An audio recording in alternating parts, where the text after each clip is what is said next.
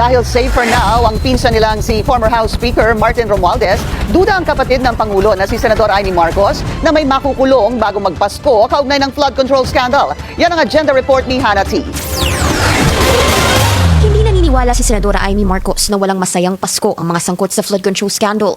Yan ay dahil mismo ang Pangulo raw ang nagsabing hindi pa kasama sa mga posibleng kasuhan ang kanyang pinsang si dating Speaker Martin Romualdez.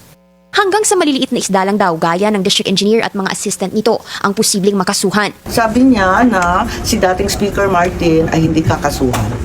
Depende daw sa Unless daw po may ebidensya. Pero so far, wala. So Merry Christmas pa rin. Nagbigay din ng panibagong pasabog si Senadora Marcos hinggil sa susunod na Senate Blue Ribbon Probe bukas, November 14. Anya, may script umanong lilinisin ng mga kongresistang sangkot sa flood control mess ang pangalan ni Romualdez. Sila ang 17 mambabatas na idinawit ng mag-asawang Sara at Curly Descaya na tumanggap umano ng 10 to 25% kickback sa kanilang mga proyekto. Una na ring inilahad ni Marcos na si Romualdez ang dapat na VIP witness umano ng Blue Ribbon pero umatras ito. Ang ating VIP, hindi na star witness kasi hindi na a-appear ang dating speaker, kundi ang darating daw si Saldico on Zoom. Yun ang latest na balita, baka magbago pa, tingnan natin. Pero higit sa lahat, panoorin ninyo at alam naman nating lahat, linuloko lang tayo. Pero agaran itong binigyang linaw ni Senate Blue Ribbon Committee Chair Panfilo Lacson.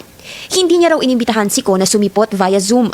Baka raw kasi mabigyan siya ng plataforma para makapagsalita ng anumang pangpropaganda lang. So far, kumpirmado ang susunod na Blue Ribbon Probe bukas, November 14 at nakatakdang magsimula ito ng alas 10 ng umaga. Para sa agenda, Hannah T, Billionario News Channel.